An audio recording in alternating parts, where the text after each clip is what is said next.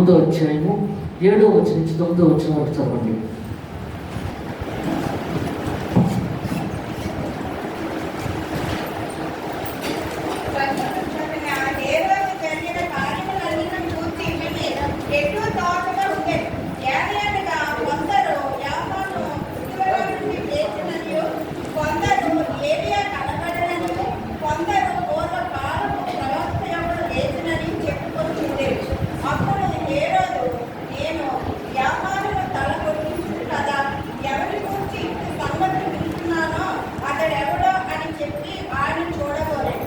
చాలా ప్రార్థన చేసుకుంటాం.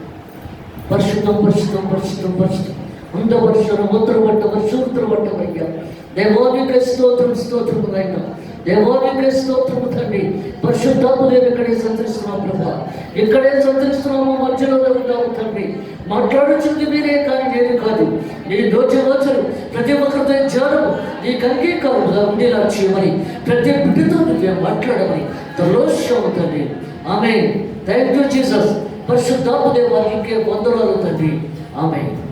పరిశుద్ధాత్మ దేవుడు ఎవరు మాట్లాడుచూ ఉన్నాడంటే, దేవాది దేవుడు సర్వాధికారి సృష్టికర్త సర్వోన్నత దేవుడు అయిన వాక్యమే దేవుడు, దేవుడే వాక్యం. వాక్యము రెండొచ్చిన గల ఖడ్గము కీళ్ళలోంచి మురుగులోంచి వాటికి లాగేస్తుంది. అలాంటి వాక్యము మనం ఎంతవరకు చదువుతున్నాం, ఎంతవరకు ధ్యానిస్తున్నాం, ఎంతవరకు స్తుతిస్తున్నాం, ఎంతవరకు ఆరాధిస్తున్నాం, ఎంతవరకు కన్నీటితో ప్రార్థన చేస్తున్నాం, ఎంతవరకు కన్నీటితో గుజ్జాడుతున్నాం. అందుకే దేవుడు మాట్లాడుతున్నాడు. యేసు ప్రభు లోకంలోకి వచ్చిన తర్వాత విశ్వాసాన్ని కృపణ తీసుకొచ్చాడు. విశ్వాసం లేకుండా దేవుని కృష్ణుడే ఉండడం అసాధ్యము. ఆయన ఉన్నాడు, ఫలము దయచేయబడని నమ్మినప్పుడే కార్యం జరుగుతుంది, లేకపోతే కార్యము జరగదు. అక్కడ వాక్యము మన పాదములకు దీపమైనది, అది వెలిగే ప్రకాశిస్తుంది. ఎందుకంటే మన పాదములకు దీపమని చెప్తున్నాడు వాక్యం. అక్కడ నువ్వు నడిచే మార్గము, నీ ప్రవర్తన, నీ క్రియ ఎలా ఉన్నదో దేవుడు మాట్లాడుతున్నాడు. నీ పాదములకు దీపమై ఉన్నది వాక్యం. అందుకే దేవుడు మాట్లాడుతున్నాడు. ఇక్కడ దేవుడు చదివిస్తున్నాడు. ఇక్కడ హేరోదు రాజు యోహాను తలకాయ బంగారు పళ్ళెంలో కొట్టించేస్తాడు, అది తెలుసు. కానీ ఇప్పుడు యేసు ప్రభు ఎంట్రీపై వచ్చేస్తున్నాడు. ఆయన సేవ చేస్తున్నాడు. ఎక్కడ చూసినా అద్భుత కార్యాలు జరగబోతున్నాయి. ఎందుకంటే ప్రతి ఒక్కరిని మార్చే చచ్చిపోయిన వారు బ్రతికించేస్తున్నాడు. ఆయన ఎన్నో కార్యాలు వింటున్నాడు హేరోదు రాజు అక్కడ. ఎందుకంటే అందరూ చెప్పుకునే మాటలు, యోహాను తలకాయ కొట్టించేస్తాను కదా, ఎందుకంటే ఎలియా ఎలా వస్తాడు, ఆ వచ్చిన ప్రవక్తను నేను చూడలేకపోతున్నానే, ఆయనతో మాట్లాడలేకపోతున్నానని హేరోదు రాజు బాధపడుతున్నాడు అక్కడ. అందుకే దేవుడు మాట్లాడుతున్నాడు.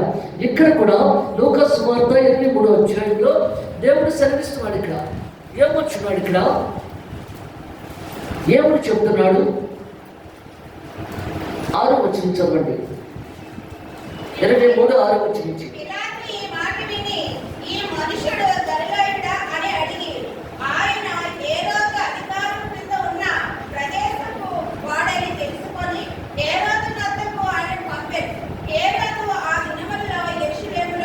చాలు. అందుకే దేవుడు మాట్లాడుతున్నాడు. పిలాతు ఈ మాట విని, ఎందుకంటే యేసు ప్రభు గురించి వారం రోజుల నుంచి భోజనం లేక అల్లల్లాడిపోతున్నాడు. ఇక్కడి నుంచి అక్కడికి, పిలాతు దగ్గర నుంచి హేరోదు రాజు, కైసరు దగ్గర నుంచి ఇలా అటు ఇటు తిప్పేస్తున్నారు యేసు ప్రభుని. ఆకలితో మనమలా మాడిపోతున్నాడు ఆయన.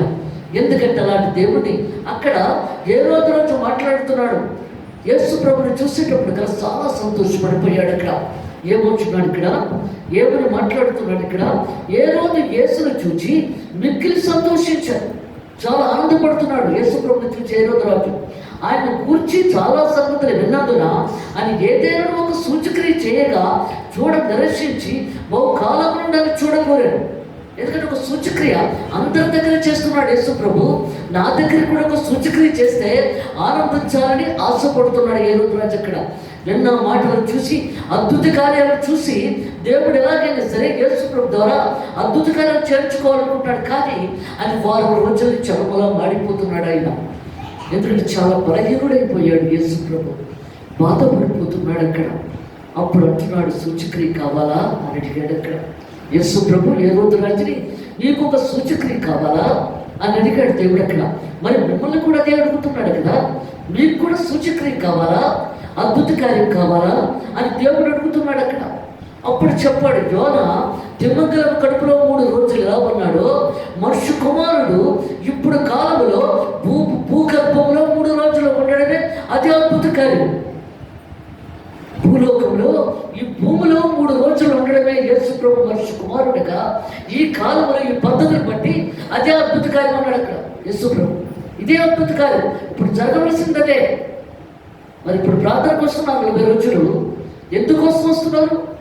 ఎందుకంటే ఆయన బాధలు శ్రమలు అనుభవించి మన కోసం జీవించే దేవుడు కాబట్టి ఆయన గురించే ఇప్పుడు మాట్లాడుకుంటున్నాము. కాబట్టి ఆ మాటలలో చెప్తున్నాడు, ఈ భూమిలో మనుష్య కుమారుడు 3 రోజులు ఉంటాడు, అదే అద్భుత కార్యం అన్నాడు అక్కడ. మరి మనమెంతో మనకు అద్భుత కార్యం చేయగలుగుతున్నాం. అందుకే దేవుడు మాట్లాడుతున్నాడు ఇక్కడ. దావీదు మహారాజు చాలా దైవభక్తుడు, దేవునికి ఇష్టమైన వాడు, ప్రియమైన వాడు ఆయన. అలాంటిది ఆయన వ్యసనపరుడు, స్త్రీలోలుడు. స్త్రీ అంటే చాలా ఇష్టం ఆయనకి. ఎంతమంది భార్యలు దేవుడు ఇచ్చినా, ఎంతమంది భార్యలు తెచ్చుకున్నా అక్కడ ఆయనకి ఆ బుద్ధి మారలేదు అక్కడ ఆయనకి. అందుకే దేవుడు మాట్లాడుతున్నాడు. అలాగే ఇక్కడ కూడా దేవుడు అదే చెప్తున్నాడు. యాకోబు రాసిన పత్రిక 2వ అధ్యాయం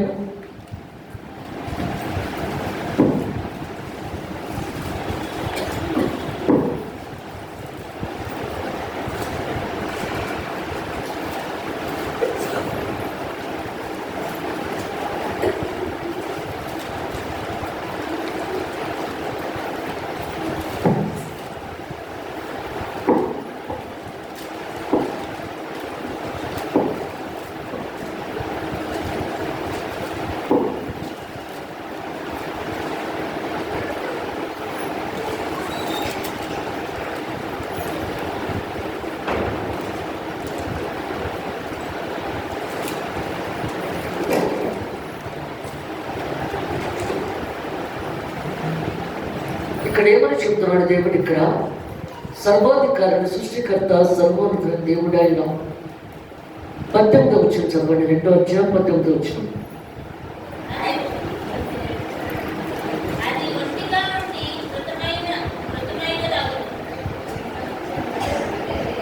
అయితే ఒకడు నీ విశ్వాసము ఉన్నది నాకు క్రియలున్నవి, క్రియలు లేకుండా నీ విశ్వాసం నాకు కనపరచును. నేను నా క్రియల చేత నా విశ్వాసము నీకు కనపరుచునని చాలు.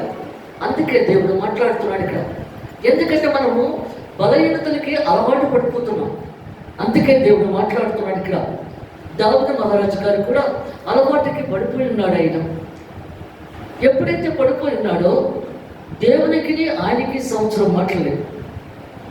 ఎందుకంటే మనతో కూడా దేవుడు మాట్లాడతాడు. నువ్వు తప్పు చేసినప్పుడు ఆయన మాట్లాడడం నీతో, నీ దగ్గరికి రాడు.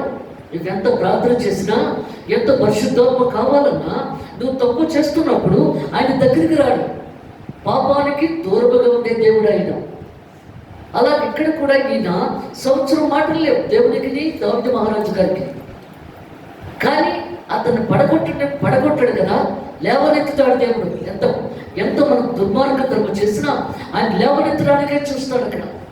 అప్పుడు నాతాను ప్రవక్తతో చెప్పాడు, నువ్వు వెళ్ళి దావీదు మహారాజుతో మాట్లాడరా అన్నాడు. అలాగే ప్రభు అని చెప్పి ఆయన వచ్చాడు దావీదు మహారాజు గారికి. వచ్చేటప్పుడు కల్లా, ఎందుకంటే సాతాను మనలో ఉన్నప్పుడు దేవుని బిడ్డలను చూస్తే ఇష్టం ఉండదు. ఏంటి ఈ సమయంలో వచ్చాడు అని అనుకుంటున్నాడు. సాతాను తాండవం చేస్తుంది అక్కడ. అయినా సరే తప్పదు. సేవకుడు వచ్చాడు, ప్రవక్త సింహాసనం మీద, దేవుని అక్కడ ఆయన సింహాసనం మీద కూర్చోబెట్టాడు. ఆయన్ని, మీరు ఏ పని మీద వచ్చారు అని అడిగాడు ఇక్కడ దావీదు మహారాజు. ఎందుకంటే ఆయన దేవుల్లో లేడని చెప్పి అర్థమైపోయింది నాతానికి.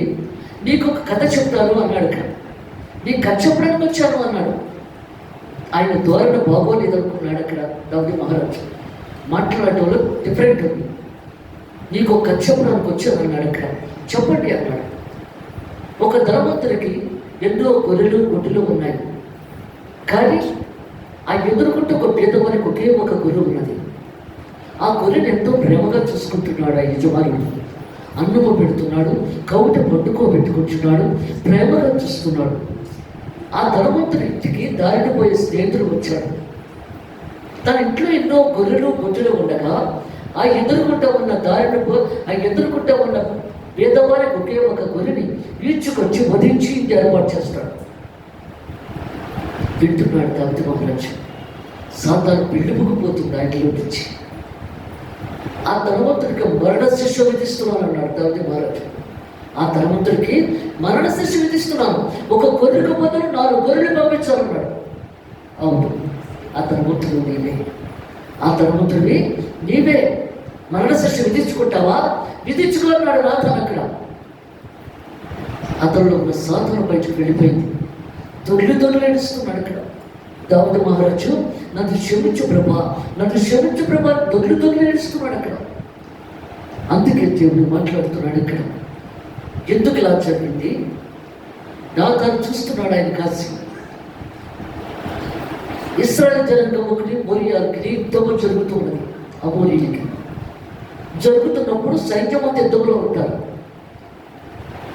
అందరూ చచ్చిపోయిన తర్వాత రాజు వెళ్తాడు. అందుకు ఆయన ఏం చేయాలి? గదిలో ఉండి ప్రార్థన చేయాలి. మరి నీవు కూడా ప్రార్థన చేసుకుంటున్నావు. నీ కష్టంలో, నీ బాధలు, నీ వేదనలో నువ్వు ప్రార్థన చేసుకుంటున్నావా? అందుకే దేవుడు మాట్లాడుతున్నాడు. ఈయనేం చేశాడు? మిద్ది మీదకి వెళ్ళి, అంటే మేడ మీదకి వెళ్ళి తిరుగుతున్నాడు దావిది మహారాజు గారు చల్లగాలికి. బాధ యాతన లేకుండా కామవికారమైన సాతాను దూరిపోయింది అతనిలోకి. ఎందుకంటే సైన్యమంతా యుద్ధంలో ఉన్నారు. ఆ సైన్యాధిపతులు ఇళ్ళన్నీ కూడా రాజుగారి ఇంటి చుట్టే ఉన్నాయి. ఆడవాళ్లే ఉన్నారు. ఉరియా భార్య స్నానం చేస్తుండగా ఆమెతో తప్పు చేసి ఎవరు నన్ను చూడలేదనుకున్నారు. ఎవరు చూడలేదు, రాజు కదా, కానీ దేవుడు చూస్తున్నాడు కదా. ఇనివే రాసిన పత్రిక 17:9 చూడండి.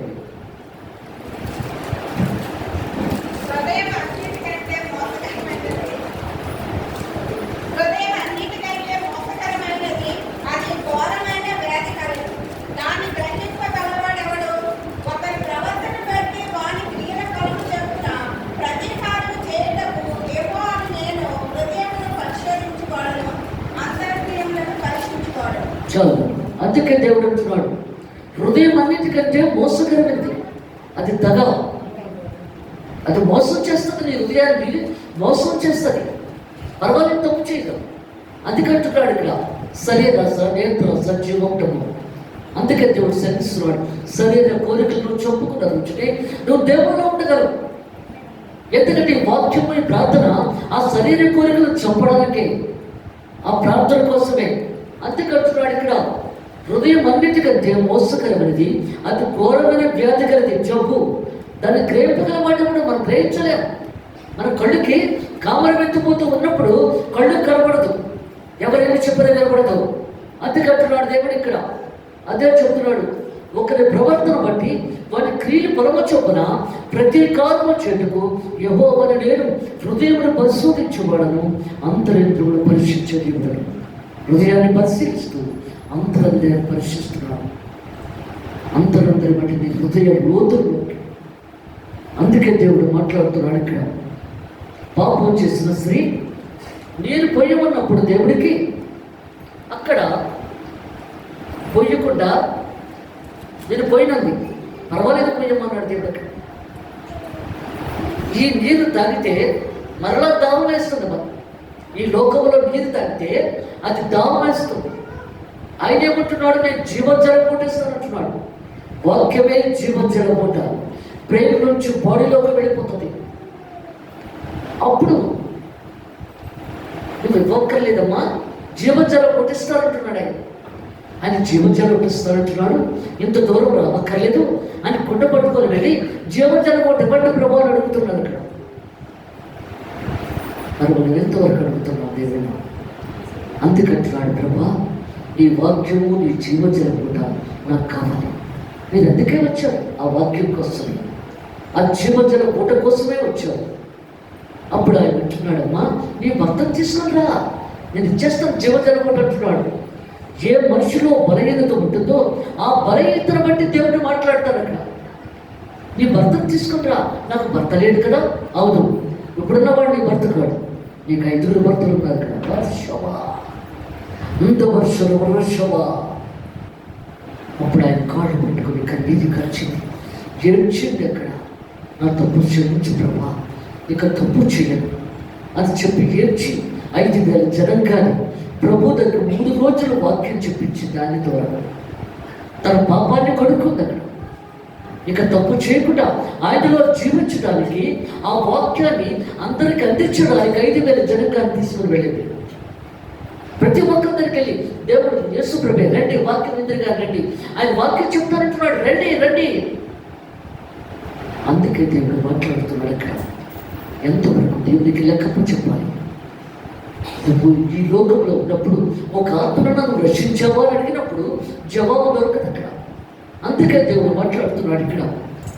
ఇక్కడ దావీదు మహారాజు గారు ఆయన ఆమె ప్రెగ్నెంట్ అని చెప్పింది. ఉరియా నా భార్య నేను ప్రెగ్నెంట్తో ఉన్నానని చెప్పగానే అప్పుడు ఎలాగై తప్పు కప్పించుకోవడం? మనుషులం కదా. అప్పుడు కబురు పెట్టాడు రమ్మని. ఉరియా నేను రమ్మని చెప్పి యుద్ధంలో వచ్చి 15 రోజులు సెలవిస్తున్నాడు, ఇంటికి వెళ్ళన్నాడు. నేను ఇంటికి వెళ్ళినాడు. ఒకడు తప్పు చేస్తే ఒక్కొక్కడు బెదరంతం ఉండే దేవుడి కదా ఆయన. నేను యుద్ధానికే వెళ్తాను. ఎలాగా ఇంకా చంపేయాల మనిషిని. వెళ్ళలేదు, ఇంటికి వెళ్ళమంటే అర్థం లేదు కదా. తప్పు కప్పు పుచ్చుకోవాలి. అక్కడ మనం ఎంతవరకు తప్పు కప్పు పుచ్చుకుంటున్నాం. మన తప్పుని కళ్ళు కట్టినట్టుగా దేవుడు చూపిస్తున్నప్పుడు అది ఎలా కప్పు పుచ్చుకుంటున్నాం మనం. అంతేకాల్సినాడు అది కప్పు పుచ్చుకున్నా దేవుడు బయట పెట్టేస్తాడు తప్పకుండా. అందుకే దేవుడు మాట్లాడుతున్నాడు అక్కడ. అప్పుడు మత్తుగా తాగించి ఒక ఉత్తరం రాసి సైన్యాధి పత్రిక ఇచ్చాడు ఆ విజయానికి. ఆయన పట్టుకెళ్ళి ఇచ్చాడు సైన్యాధి పత్రిక. ఎందులో ఏముంది? ఇతను యుద్ధంలో ముందు నిలబెట్టి చంపేయన్నాడు. 1 వ్యభిచారం, 2 మాధ్యాలు. మనుషులు కళ్ళు కనపడకుండా ఇష్టానుసారమైన జీవితం జీవిస్తున్నాం. పొగలెక్కని కోడిలా ప్రవర్తిస్తున్నాం. కానీ దేవుడు కొంచెం చంపేస్తాడు. ఒక దినాన్ని చంపకుండా ఉండడు. పాపము పరపక్కమైనప్పుడు మారణము తథ్యము. ఆజ్ఞ ప్రసక్తి లేదు అక్కడ. మనం ఏదో చేసేద్దాం అనుకుంటాం. అందుకే దేవుడు మాట్లాడుతున్నాడు అక్కడ. చంపేస్తాడు, అయిపోయింది. దేవుడి దృష్టిలో తప్పు కుట్టుపడేశాడు దేవుడు అక్కడ. ఉరియానానికి పరలోక రాజ్యానికి పంపించాడు. ఇక్కడ దావీదు మహారాజుని ఇట్టు పట్టుపడేశాడు అంతే అక్కడ. అందుకే దేవుడు మాట్లాడుతున్నాడు అక్కడ. అప్పుడు నాతో ఉన్నాడు. ఎందుకంటే ఆమె ఉరియానా భార్య గర్భంలో అంగవైకమైన బిడ్డ పుట్టింది ఆ దావీదు మహారాజుకి. అప్పుడు నాతో అంటున్నాడు, చూడు నీ పాపం ఏం చేసావో, నీవేం జరిగిందో ఆ బిడ్డను చూసుకుని బ్రతుకో. ఆ బిడ్డను చూడు, అంగవైకం ఉన్న బిడ్డను చూడు. తల్లిదండ్రులు చేసిన పాపం బిడ్డను అనుభవించాల్సింది. అందుకే దేవుడు మాట్లాడుతున్నాడు. ఏడుస్తున్నాడు, తుల్లితో ఏడుస్తున్నాడు ఆ బిడ్డను చూడలేక. ఒక దినం నాకు కనకదుర్గ హాస్పిటల్ నుంచి ఫోన్ వచ్చింది 5 గంటలకు తెల్లవారు. వెళ్ళేటప్పటికి అంగవైకల్యంగా పాప పుట్టింది. ఆ తల్లిదండ్రులు ఏడుస్తున్నారు. అమ్మ చూడు బిడ్డ ఎలా పుట్టింది. అప్పటికే 2 సార్లు అబర్షన్ అయిపోయింది ఆమెకి. చాలా బాధకరం ఉంది. ప్రభా ఆ బిడ్డ దగ్గరికి వెళ్ళి ప్రార్థన చేస్తాం, తీసుకెళ్ళాం. వద్దు, ఈ బిడ్డ పెరిగిన కష్టమే, తల్లిదండ్రులకి కష్టమే, తీసుకెళ్ళిపో ప్రభా. అప్పుడు ఆవిడ కడుపు నుంచి చేసి ప్రార్థన చేశాను. ఇప్పటి వరకు వాళ్ళ బాధను గురించింది చాలు, శిష్యుడు గురించారు. మరి ఏం తప్పులు చేశారో తెలియదు, కానీ నాకు అది నీకు తెలుసు కాబట్టి ఇక క్షమించండి, క్షమించి ఒక మంచి బిడ్డ నా బిడ్డలకి ఇవ్వండి ప్రభావం ప్రార్థన చేశాను. అందుకే ఇక్కడ కూడా ఏడుస్తున్నాడు తొలి దావీదు మహారాజు. అప్పుడు దేవుడు ఆయన బాధలు చూసి బిడ్డను చంపేశాడు. అప్పుడు చక్కగా స్నానం చేసి బిడ్డ చనిపోకుండా ఉన్నంత వరకు ఏడ్చాడు. చనిపోయిన తర్వాత అప్పుడు చక్కగా స్నానం చేసి బట్టలు వేసుకొని శుభ్రంగా భోజనం చేశాడు. చేసిన తర్వాత అప్పుడు కొంతకాలానికి ఆమె గర్భంలోని సొలొమోను మహారాజు పుట్టాడు. వృద్ధాప్యానికి వచ్చేసాడు. ఎందుకంటే చాలామంది భార్యలు, చాలామంది బిడ్డలు కదా. వృద్ధాప్యలోకి వచ్చేసిన తర్వాత ఆయనకి భయం కలిగింది. నేను పరలోకం వచ్చి వెళ్తానో లేదో అని ఆయనకు భయం కలిగింది అక్కడ. ఎందుకంటే ఈ లోకంలో అన్నీ కూడా అనుభవించేశాడు, ఇంకా పరలోకానికి వెళ్ళిపోవాలి. ఇంకా అలాగే మనం కూడా అనుకుంటున్నామా? అందుకే అంటున్నాడు, ఇక్కడ అన్ని తప్పులు చేసేసి దేవుణ్ణి బాధ పెట్టేసి వేదనపరిచి నువ్వు పరలోకాన్ని స్వతంత్రం చేసుకున్నావంటే అది ఎలా కుదురుతుంది? నీ మాటలు, నీ చేతలు, నీ చూపులు, నీ ప్రవర్తనలో, నీ క్రియలో జడ్జ్మెంట్, తీర్పులోకి వచ్చేస్తున్నావు. ఎలా ఉంటుంది ఈ బ్రతుకు? నువ్వు వృద్ధాప్యలోకి వచ్చేటప్పుడు కదా, చనిపోతున్నప్పుడు అప్పుడు నీకు ప్రశ్నార్థకంగా మిగులుతుంది. అక్కడ నేను ఎక్కడికి వెళ్ళాలి? ఇక్కడ నువ్వు ఎంజాయ్మెంట్ చేస్తావు నువ్వు బాగానే, కానీ నువ్వు ఎక్కడికి వెళ్ళాలి? అలాగే దావీదు మహారాజు గారు కూడా చాలా ప్రశ్నార్థకంగా మిగిలిపోయింది. అక్కడ ఎలాగైనా మెప్పించేస్తాను. ఆయన కాలం కట్టడం అంటే ఇష్టం కదా. ఆలయమైన శరీరము, ఆయనకి అవయవమే ఉన్నాం మనం. అందుకే దేవుడు మాట్లాడుతున్నాడు, నీ శరీరము రక్తము, నీ శరీరము ఆత్మ కూడా నాదే. నా రక్తాన్ని ఇచ్చి మిమ్మల్ని కొనుక్కున్నాను నేను. దేవుని రక్తము చేత మనం కొనుక్కోబడ్డాం. అది నీది కాదు. నువ్వు పుట్టినప్పుడు ఎలా వచ్చావో అలాగే వెళ్ళాలి. నువ్వు అప్పుడు పవిత్రంగా ఉన్నావు. నువ్వు పుట్టినప్పుడు, చచ్చిపోయేటప్పుడు కూడా నువ్వు అలాగే ఉండాలి. అందుకే దేవుడు మాట్లాడుతున్నాడు. ఒక ధనవంతుడు ప్రభు దగ్గరకు వచ్చి అంటున్నాడు, అయ్యా నేను పరలోక రాజ్యం వెళ్ళాలని ఆశపడుతున్నాను. ఈ డబ్బు తీసుకుని, ఏదో ఒక నేను డబ్బు తీసుకుని నన్ను ఎలాగైనా పరలోకానికి తీసుకెళ్ళన్నాడు. డబ్బు అంటే ఒక సాతాను. ఆయన పుట్టుకోలేదు. ఆ డబ్బు అక్కడ లేని వాళ్ళు చాలా మంది ఉన్నారు. అక్కడ చేసి నన్ను వెంబడించావు, పరలోక రాజ్యం వెళ్ళిపోయారంటే. ఆ మూర్ఖుడికి అర్థం కాలేదు.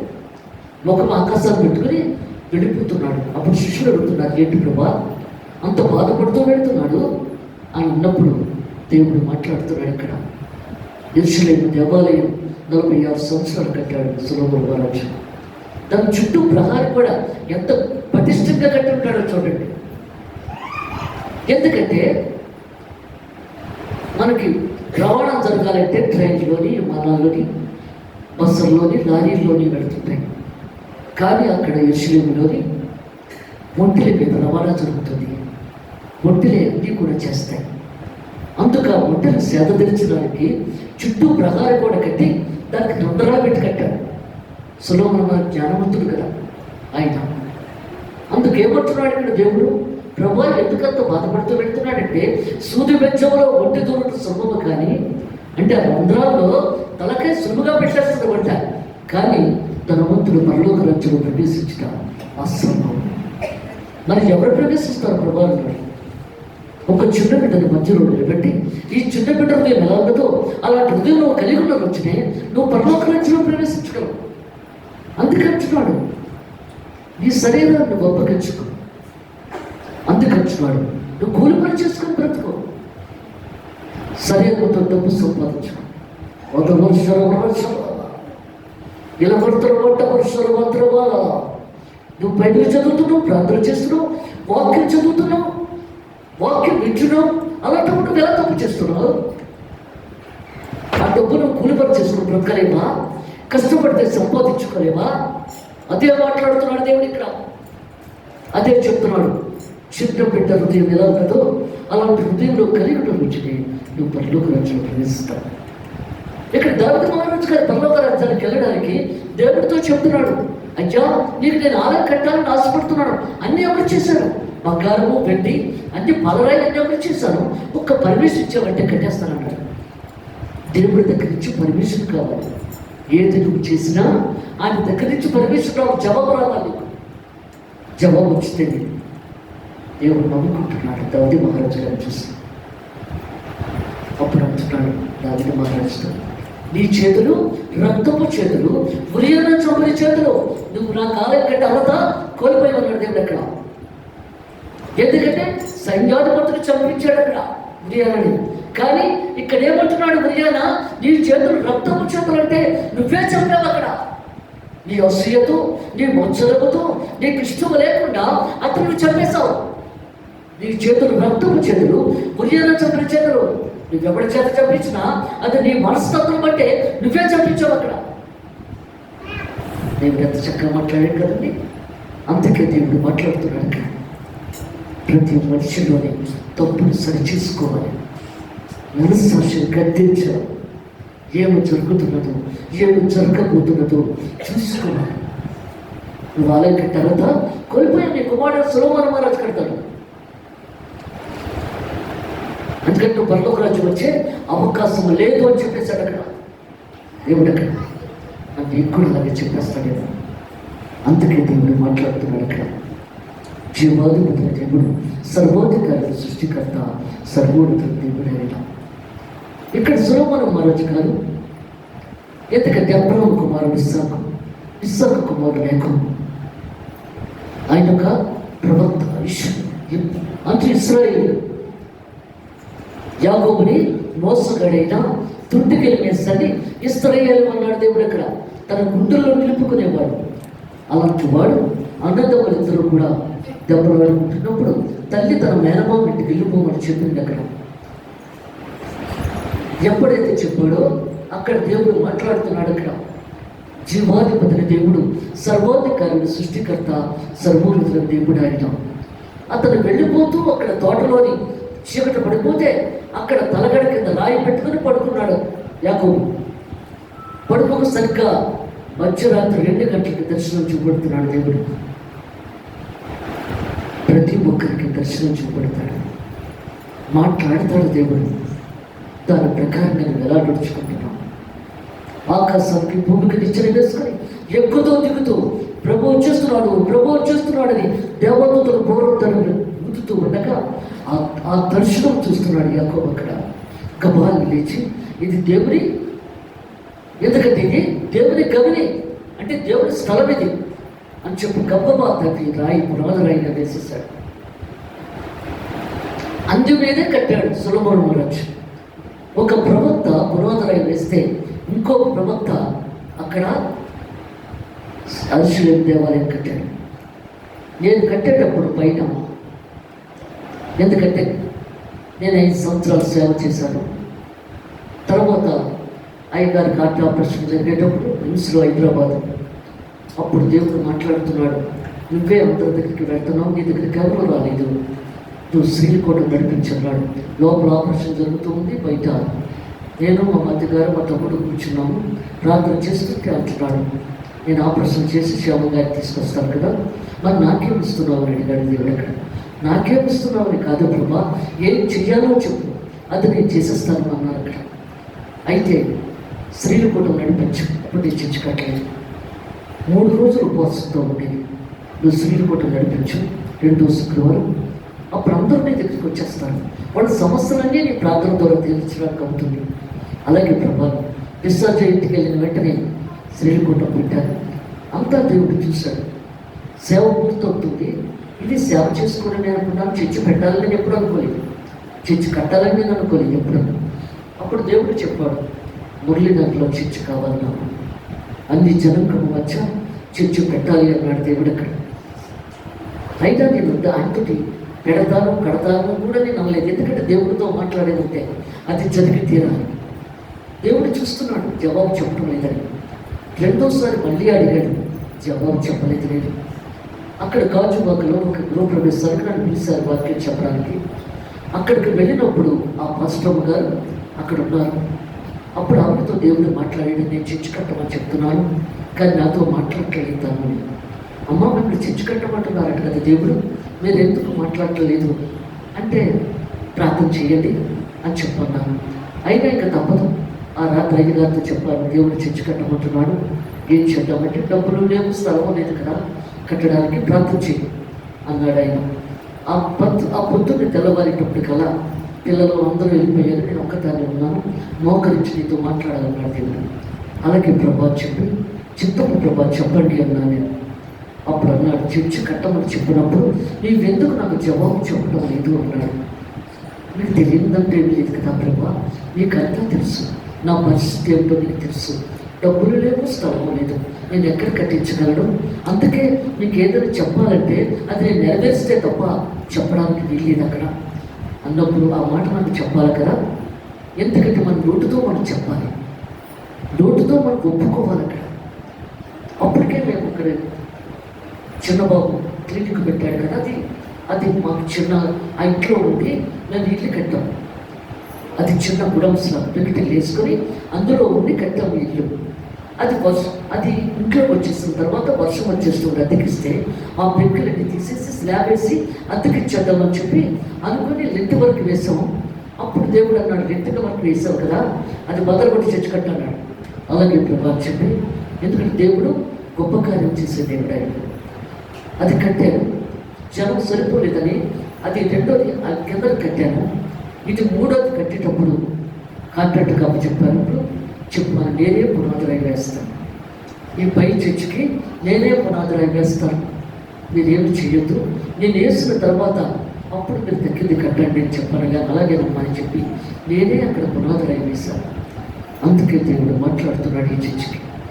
ఎందుకంటే దేవాది దేవుడు సర్వోన్నతుల దేవుడు అయిన అల్పయు మేలుయు నేనే, ఆదియు అంతం నేనే, సమస్తం నేనే, సర్వాధికారిని సృష్టికర్త దేవుడు మాట్లాడుతున్నాడు. ఇక్కడ ఆలయం కట్టేస్తాడే సొలొమోను మహారాజు గారు.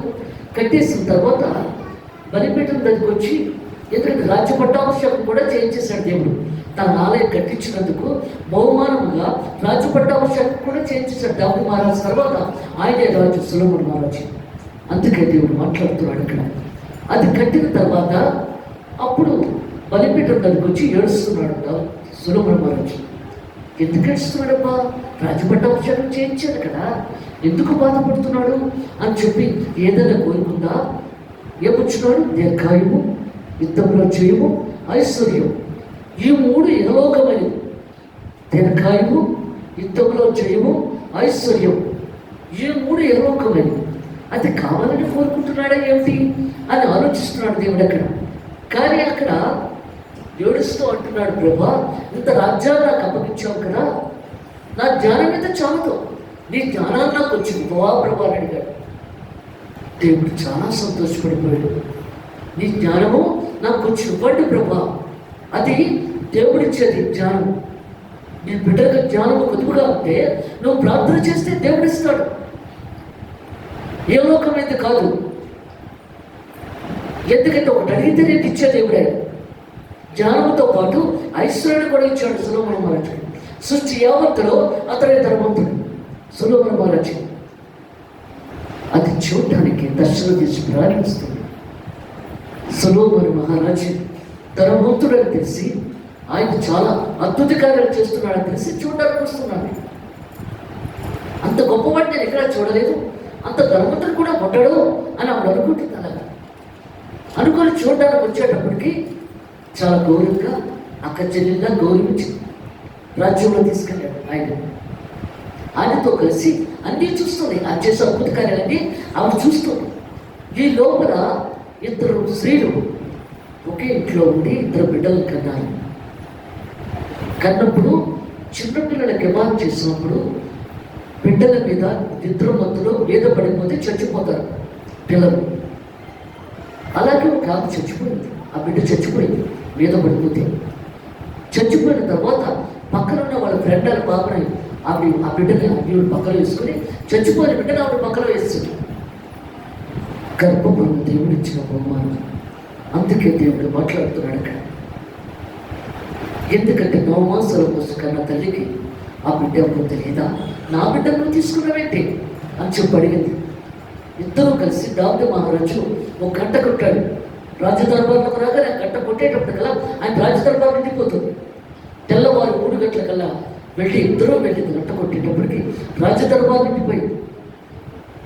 ఇద్దరు రాణి కూడా వచ్చి కూర్చొని ఆ రాణి కూడా ప్రార్థన చేసుకున్నాడు. ఆయన ఏమో ఏ పని మీద వచ్చారన్నాడు. ఈ బిడ్డ నా బిడ్డ అంటే నా బిడ్డ, చచ్చిపోయిన బిడ్డను వదిలేశారు అక్కడ, బతుకున్న బిడ్డగా తీసుకొచ్చాడు. నా బిడ్డ అంటే నా బిడ్డ అని అనుకున్నప్పుడు అప్పుడు ఆయన ప్రార్థన చేసుకొని పనివాడిని పిలిచి కత్తి షార్పుగా చేసి తీసుకురాన్నాడు. తీసుకొచ్చిన తర్వాత ఈ బతుకున్న బిడ్డ 2 ముక్కలు చేసి చెరుకు ముక్క చేతులు పెట్టి పట్టుకెళ్ళిపోతారన్నాడు.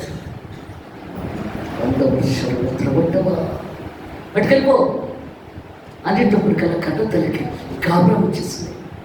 వద్దు రాజా, ఎక్కడున్నా నా బిడ్డే, ఆవిడ దగ్గరికి ఇచ్చేయండి, నాకు వద్దు, ఆయన మాత్రం చెప్పకండి బాబుని అని చెప్పి ఏడుస్తుంది. కానీ ఈవిడేమంటుంది, తన బిడ్డలుగా చచ్చిపోయింది, చక్కగా బిడ్డ కూడా చచ్చిపోవాలి, ఎంత 2 ముక్కలు చేసి ఇచ్చేయండి అంటుంది. మరి మనం కూడా అనుకున్నామా? నీ పక్కవాడు, నీ అక్క, నీ చెల్లి బాగుపడకూడదా? నీ పొరుగువాడు బాగుపడకూడదా? వాళ్ళకి అలాగే ఉండాలా? ఎందుకంటే క్రైస్తవ జీవితం అంటే క్రీస్తు స్వరూపంలో మార్చబడ్డవాడి క్రైస్తవుడు. అలాంటి మనసు నీకు ఉండకూడదు. తల్లికి ఆ బిడ్డనిచ్చి ఆమె కొరడా దగ్గర కొట్టించాడు అక్కడ.